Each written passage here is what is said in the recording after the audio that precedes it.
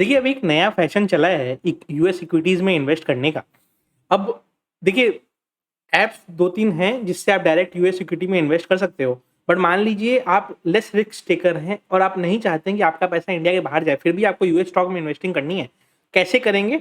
उसी का 4 चीज़ मैं अभी बताने वाला हूँ। 2 ईटीएफ और 2 म्यूचुअल फंड बताऊँगा, जिससे आप इंडिया में बैठे-बैठे आपका जो एक्जिस्टिंग ब्रोकर है, ज़ेरोधा, अपस्टॉक एंजल या जो भी एक्जिस्टिंग ब्रोकर है, उसके थ्रू आप यूएस स्टॉक में या यूएस स्टॉक मार्केट में आप इन्वेस्ट कर पाओगे उससे। तो चलिए वीडियो को स्टार्ट करते हैं। देखिए, 2 तरीके से इन्वेस्टमेंट हो सकता है, या तो डायरेक्ट कर लीजिए या इनडायरेक्ट करिए, जो मैं अभी बताने वाला हूँ। डायरेक्ट अगर करना हो तो इंडिया में 2 पॉपुलर ऐप्स हैं, आईएनडी मनी और वेस्टेड, ठीक है?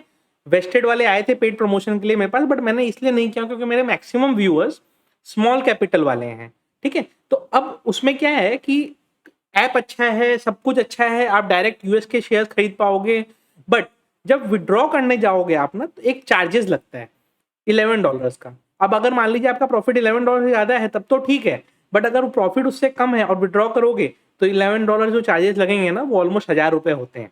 तो छोटा कैपिटल वाले लोगों के लिए वो है नहीं। हाँ, फिर भी अगर कोई मानता है कि उसको डायरेक्ट यूएस इक्विटी में इन्वेस्ट करना है, धीरे-धीरे एसआईपी मोड में करना है, क्योंकि वहाँ पे फ्रैक्शनल शेयर भी आप खरीद सकते हैं, तो आपको वेस्टेड का लिंक डिस्क्रिप्शन में मिल जाएगा। पेड प्रमोशन नहीं है। मेरा रेफरल से अगर आप ओपन करोगे तो आपका अकाउंट ओपनिंग फ्री हो जाएगा। एंड अगर आप उसमें जब पैसे डाल के बाइंग करोगे तो आपको $10 का क्रेडिट भी वहाँ पे मिलेगा। तो एटलीस्ट आपका एक विड्रॉल टेक्निकली फ्री हो जाएगा। ठीक है? आप वो कर सकते हैं। बट अभी हम दूसरी चीज़ों का डिस्कशन करेंगे। हम क्या डिस्कशन करने वाले हैं? हम ये डिस्कशन करेंगे कि अगर हमें इन्वेस्ट करना है तो बेटर वे क्या है जिससे हमारा आउटसाइड ऑफ द इंडिया पैसा भी नहीं जा रहा हो, हमारा पैसा इंडिया में भी रह रहा हो और हमारे पास फ्लेक्सिबिलिटी हो विड्रॉ करने की। तो आइए डिस्कशन स्टार्ट करते हैं। मैंने देखिए ज़ेरोधा पे इसीलिए खोल के रखा है ताकि आपको भरोसा रहे कि हाँ, ये इंडिया में ही मिल रहा है। एक है मैफैंग, MAFANG, ठीक है?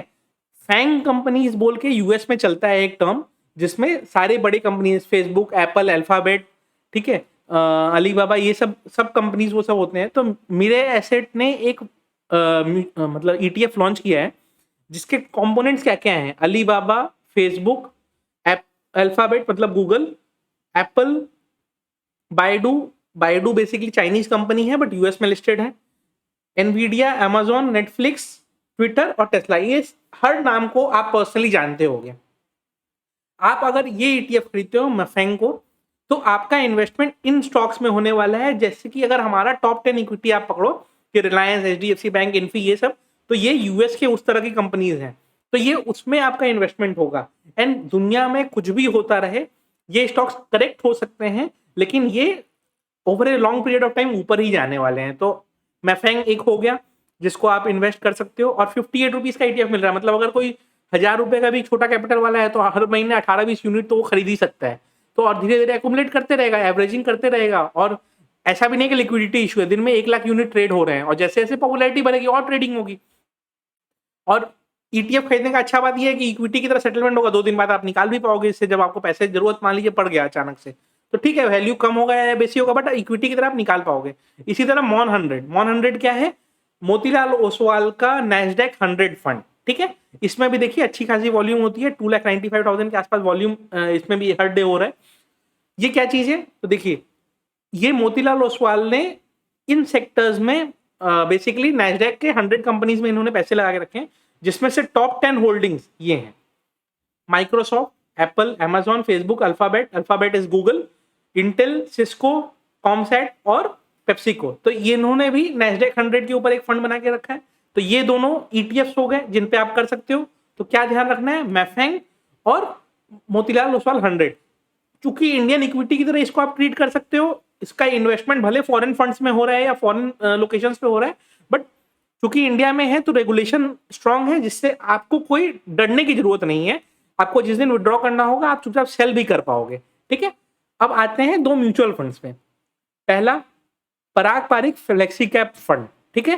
पराग पारिक फ्लेक्सी कैप फंड का बेस्ट पार्ट क्या है कि इसके 65% होल्डिंग आपके डोमेस्टिक इक्विटीज में है, 29% होल्डिंग ओवरसीज इक्विटीज में है। तो मान लीजिए किसी को इतना हेडेक नहीं लेना है कि मैं 2 म्यूचुअल फंड अलग कैटेगरी का करूं, 2 म्यूचुअल फंड अलग कैटेगरी का करूं, ये करूं वो करूं, इससे बढ़िया मैं एक ही जगह डालूं। तो ये क्या करते हैं, 70% इंडियन इक्विटी में लगा रहे हैं, 30% अप्रॉक्स यूएस इक्विटीज में लगा रहे हैं।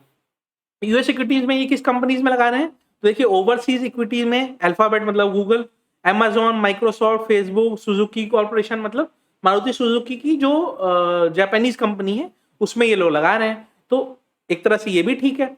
उसके बाद अगर आप आइए डोमेस्टिक इक्विटीज में, डोमेस्टिक इक्विटीज में देखिए Bajaj holdings, ITC, IEX, HCL, तो इंडियन इक्विटीज में भी बड़ी कंपनीज में भी ये लगा रहे हैं।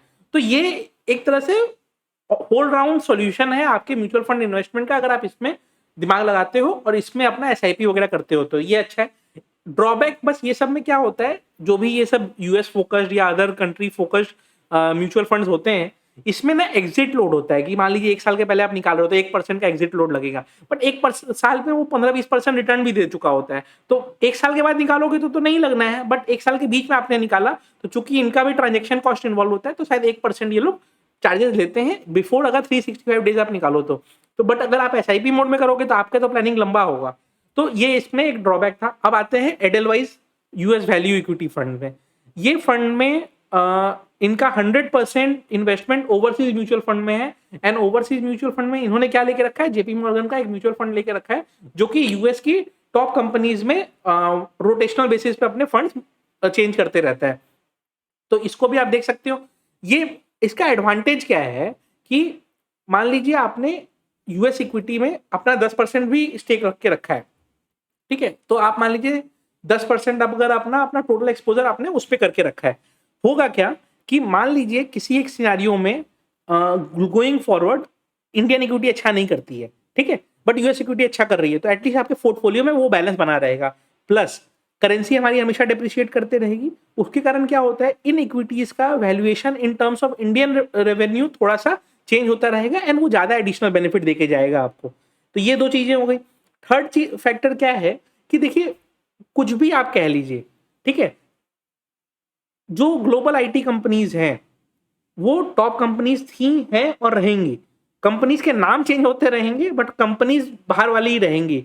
उनके टेक्नोलॉजी में वो ऑलरेडी बहुत आगे निकल चुके हैं। जो मेटावर्स जो नया आ रहा है जिसपे मैं भी अपना अच्छा खासा इन्वेस्टमेंट अभी शिफ्ट करने वाला हूं, उसको अगर आपको प्ले करना है ना, इन्हीं कंपनीज के थ्रू प्ले करना है। फैंग के थ्रू ही करना पड़ेगा आपको और नेस्डेक के थ्रू ही आपको करना पड़ेगा।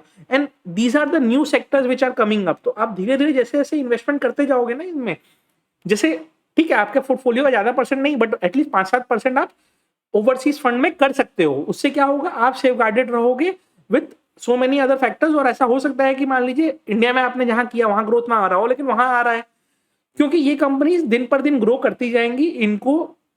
इनका पोटेंशियल है। प्लस ये आगे का 10 साल का सोच के चलती हैं, ये 1 साल का विजन लेके नहीं चल रही है। जैसे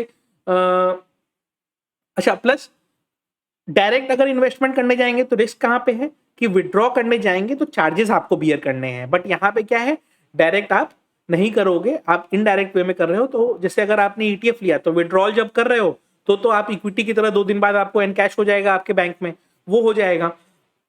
म्यूचुअल फंड अगर ले रहे हो तो ठीक है, अगर विड्रॉ अचानक से करना है तो क्या होगा, 1% चार्ज ही तो लगना है, देगा आदमी 1% चार्ज, कोई दिक्कत नहीं है। लेकिन वहां पे विड्रॉल का स्कोप मिल रहा है कंपेयर टू अगर डायरेक्ट इन्वेस्टमेंट अगर करो तो दिक्कत होगी। और डायरेक्ट अगर करना ही है तो कोई दिक्कत नहीं है, वेस्टेड या एनडी मनी दोनों में से किसी का कर लो। वेस्टेड का मेरे लिंक से अकाउंट खोलोगे तो फ्री ऑफ कॉस्ट हो जाएगा। वीडियो अच्छी लगी हो तो लाइक जरूर कर दीजिएगा।